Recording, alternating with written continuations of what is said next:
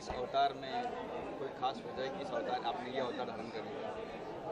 नहीं, ये तो फिल्म के अंदर एक बहुत ही इम्पोर्टेंट कैरेक्टर है जो इन जात के लोगों को बहुत एनहांस करता है, जिसको हम लोग बोलते हैं कि ये छक्का है।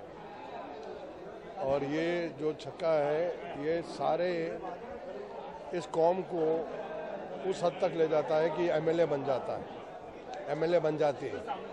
उसके बाद इसको चीफ मिनिस्टर बनना है और इसकी एक ही इच्छा है कि हर डिपार्टमेंट में इस कौम के लोग भी काम करें हिंदुस्तान के अंदर।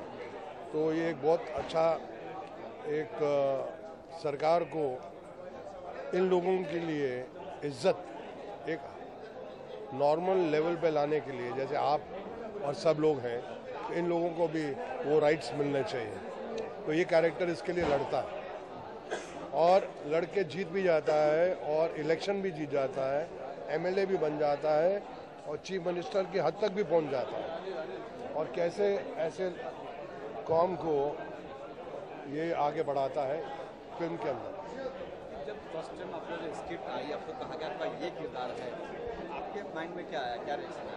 मैंने कहा कि ऐसा किरदार मैंने किया नहीं है, काश ये अच्छी फिल्म बनाएं और बड़े तरीके से बनाएं तो ये कैरेक्टर यादगार कैरेक्टर बन सकता है। ये मैंने सोच के ये हाँ बोला इस रोल के लिए। और इसका एक ऑब्जेक्ट बहुत स्ट्रॉन्ग है कि ये पॉलिटिशियन है और हिंदुस्तान के अंदर ये दिखाना चाह रहा है कि हमारी जो ये नई सरकार आई है, अगर इसमें इस कौम के लोग भी हों, पढ़े लिखे हों और मेहनत करने वाले हों, तो इनको भी नौकरियों में क्यों नहीं रखा जा सकता, बैंक में क्यों नहीं रखा जा सकता, आर्मी में क्यों नहीं रखा जा सकता, मिलिट्री में क्यों नहीं, नेवी में क्यों नहीं, और सरकारी दफ्तरों में क्यों नहीं रखा जा सकता।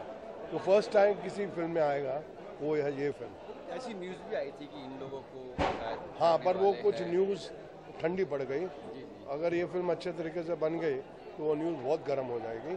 और इसी कैरेक्टर की वजह से मेरे हिसाब से अगर ये बोल रहे हैं कि जितनी खान्स की ओपनिंग लगती है, तीनों खान्स की, उतनी ही बड़ी ओपनिंग लगी है एक विलन को, which is a very positive sign. कभी ऐसा होता है कि आपकी बेटी भी हो, आप भी हो फिल्म में? ऐसा क्यों नहीं होगा, अभी तो शुरुआत है। आगे आगे तो मैं बेटी के साथ भी करूँगा। मेरा बेटे की भी 2 पिक्चरें आ रही हैं। एक आ रही है फटाक, फिर एक आ रही है अनुराग कश्यप की अगली, सिद्धांत कपूर की भी 2 पिक्चरें आ रही हैं। श्रद्धा की ये एक विलन लग गई है, अगले महीने से वो शुरू करेगी ABCD। तो I wish everyone all the best. Thank you. Ajit भाई, ये रक्त धार है, किसकी रक्त है, किसकी धार, क्यों बह रहा है रक्त? सर, ये जो रक्तधार है ये सिर्फ नाम के लिए रक्तधार है, लेकिन जो आजकल के नौजवानों में जो जज्बात की जो बहरें हैं, जज्बात की जो लहर है, जज्बात की जो लहर है, जो रक्तधार का मतलब है जो जज्बात की लहर है आजकल की ऑडियंस में, कि कहाँ बुराइयाँ कहाँ अच्छाइयाँ को दफनाया जा रहा है। जो पॉलिटिकल जो आज माहौल चल रहा है पॉलिटिकल, कि बड़े बड़े वादे, बड़ी बड़ी चीज़ें पर वो होती नहीं है। इसी पे का एक सताया हुआ एक नौजवान है कैरेक्टर जो हमने इंट्रोड्यूस किया है, जिसका नाम साहिल शाह है, वो इस फिल्म का मैन लीड कर रहा है।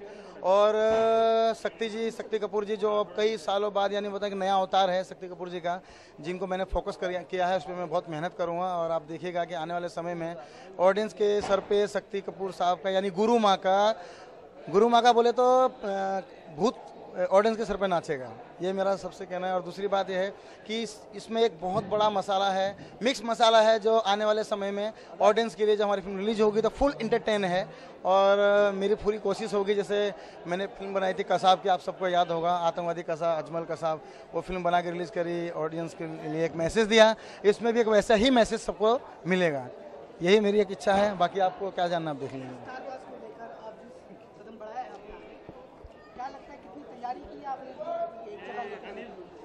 तैयारियां मैंने इसमें बहुत बड़ी बड़ी स्टार कास्ट को लेना तो समझ लीजिए कि बड़ा हाथी पालने जैसा है, लेकिन फिर भी मेरी कोशिश कामयाब होती नजर रही है।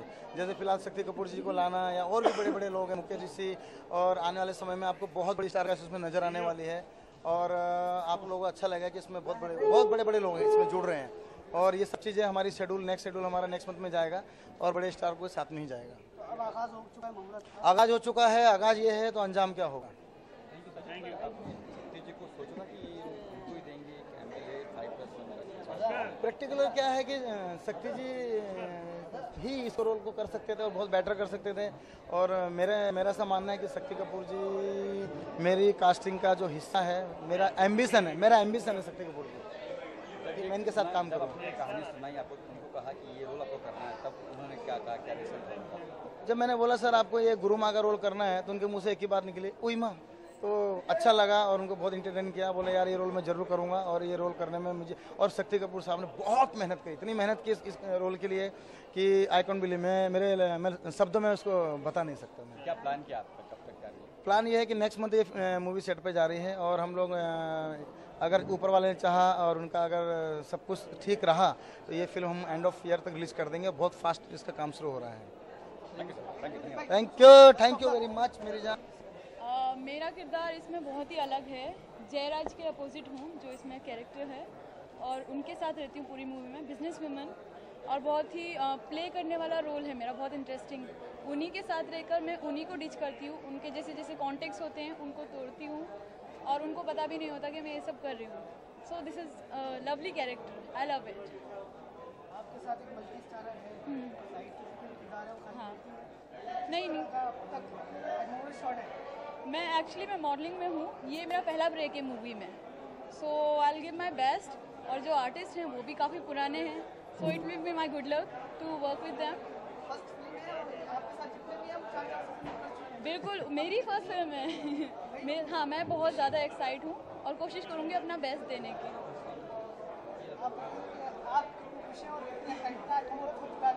ऑफ कोर्स मुहूर्त था तो मैं बहुत ज़्यादा खुश हूँ, एंड सिंस ये मेरी भी फर्स्ट मूवी है तो I am really very happy. और जो कैरेक्टर मेरा है मैं उसकी वजह से मेनली बहुत ज़्यादा खुश हूँ, क्योंकि वो बिल्कुल मेरे जैसा है एक्चुअल में भी, बहुत ज़्यादा चुलबुला, बहुत ज़्यादा नॉटी, और बहुत ज़्यादा अभी भी मैं थोड़ा सा एक्सप्रेशंस देते हुए परेशान हूँ क्योंकि मेरे अंदर वही है चुलबुलापन। तो इतना सीरियसली इंटरव्यू देना। ऑफ कोर्स ऑडिशन हुआ, एंड मैं बोलूँगी इनफैक्ट जो राइटर हैं इस मूवी के फजल सर, उनको बहुत बड़ा क्रेडिट जाता है, क्योंकि मैं उनसे काफ़ी साल पहले, 1 साल पहले मिली थी, और उन्होंने वहाँ पे मुझे काफ़ी अप्रिशिएट किया था, लेकिन मौका नहीं मिला उनसे उनके साथ काम करने का। और ये मूवी है जिसमें मैं उनके साथ काम कर रही हूँ, तो I am really very happy, and of course audition and then got the selection. Film का तो आप sir, producer sir, director sir से पूछे तो ज़्यादा बेटर रहेगा, अदरवाइज अगस्त में ये मूवी मोस्ट प्रोबेबली शूट हो जाएगी। Thank you. उनका भी आप कुछ कहना चाहते हैं? सबको कास्टिंग करने वाला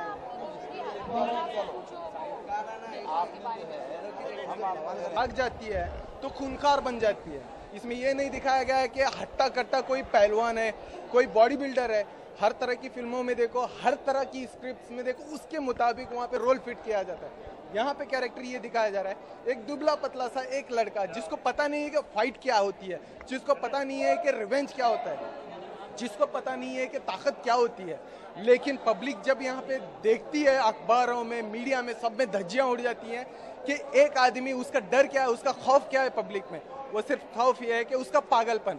जब इंसान उठाकर वार करता है अपने तरीके से तो उसको स्टाइल बनाया जाता है। अगर वो तलवार उठा के अपने वार करता है पागलपन के जरिए तो लोग डरना शुरू होते हैं, कहीं मुझको ना लग जाए।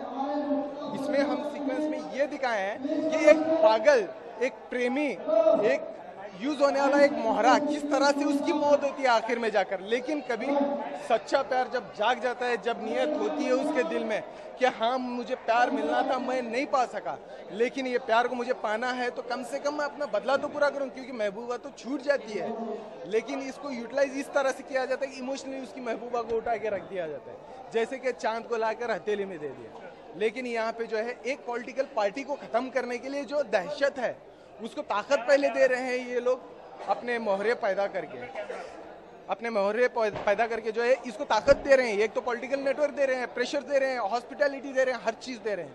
लेकिन बाद में इसको यूटिलाइज करके वही पॉलिटिकल पार्टी को गिराया जा रहा है, वही बिजनेस को नीचे गिराया जा रहा है। आज देश में क्या हो रहा है पता है?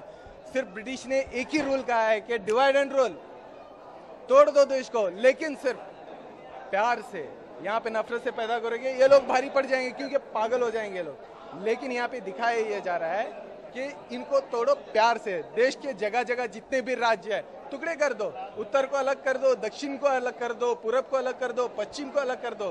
तोड़ने के बाद में उसको प्यार से आप ऐसे देखो कि खून भी आपके लिए पानी लगे, हम लोग इस कॉन्सेप्ट के जरिए यही दिखाने की कोशिश कर रहे हैं, ये फर्स्ट टू एंड तक एक्शन है। एक्शन का मतलब ये नहीं होता है कि पागलपन इसमें सिर्फ दिखाया गया है, ये लोगों की चालें नजर आएंगी इसमें, बिजनेसमैन के बिजनेस टाइकून्स होने के पैंतरे नजर आएंगे, शतरंज के मोहरे किस तरह से खेले जाते हैं ये नजर आएंगे। इसमें सिर्फ दहशत का नाम होता है कुंटासुरी, जिसको मैं प्ले कर रहा हूँ, और इसमें मेरे डायलॉग्स कुछ भी नहीं है। भले ही मैं आपको पूरी तरह से कॉन्सेप्ट का डिस्क्रिप्शन दे रहा हूँ, ये कॉन्सेप्ट लिखा हुआ मेरा स्टोरी है, लेकिन इसके स्क्रीन प्ले और डायलॉग्स हमारे फजल भाई और नून जाफरी साहब, जो इंडस्ट्री के बहुत ही पुराने हैं, जो काफी सालों से स्ट्रगल जिसने किया है, आज उसको जी नहीं, ये फिल्म के जरिए मैं साबित करना चाहता हूँ कि इंसान के पास टैलेंट होता है, यूटिलाइज करने वाला चाहिए, लेकिन उससे बेहतर उसके पास टीम चाहिए, टीम के साथ उसको विश्वास चाहिए। और मैंने हर स्ट्रगलर्स को लेकर ये प्रोडक्शन में जो है अपना पूरा बैकग्राउंड बनाया है, वो इसलिए कि आप भी नियत से साथ दो, आप भी नियत से साथ दो, आप भी दो, हम सब मिलकर इसका एक कच्चा निचोड़ ऐसा निकालेंगे कि ये ताकत एक बन जाएगी। हम लोग कुछ तो नया लाएंगे। यथा यथा कर्म शस्त्र जन्म बुद्धि सिद्ध राष्ट्र एक धर्म ज्योत जन्मा दीप दृष्टि कर्म क्षेत्र, मैंने लिखा है, ये ऐसे ही नहीं लिखा है। यथा यथा कर्म शस्त्र होता है, एक एक जो ऊपर वाले ने पैदा किया है, भगवान ने जो एक एक जरिया पैदा किया है, उसके कर्म ही उसका शस्त्र बनाकर पैदा किया है। जन्म बुद्धि सिद्ध राष्ट्र, अगर उसने जब पैदा हुआ है तो उसको बुद्धि भगवान ने नहीं दी है, इंसान ने बोला तेरे पास में रत्ती भर में दे रहा हूं, लेकिन पाना तेरे को ही है पूरी तरह से। जन्म बुद्धि सिद्ध राष्ट्र, जब तू तेरे राष्ट्र का होगा तो उस वक्त तेरा बुद्धि, तेरा जो जन्म लिया हुआ जो तेरा छोटा सा जरिया होता है ना, जिसको मैंने देकर भेजा, वही तेरे काम आएगा, उसको हथियार बना ले। जन्म बुद्धि सिद्ध राष्ट्र, एक धर्म में ज्योत बन जन्मा। आज ये पॉलिटिकल पार्टी इस तरह से पूरे कॉन्सेप्ट को दिखा रहे हैं। एक धर्म में ज्योत जन्म क्या होता है? एक धर्म लेकर एक भगवान ने पैदा किया, एक औरत एक मर्द को, या जानवर में ले लो, एक जानवर है तो उसके अपोजिट में ना फीमेल है, मेल फीमेल उसमें भी है, परिंदे में भी है। लेकिन जब एक धर्म बनाकर उसने ज्योत बनाकर हमें जन्माया है, तो कम से कम उसकी थोड़ी तो कदर करो, थोड़ा सा तो कदर करो। इसको पॉलिटिकल वे में मत बांट।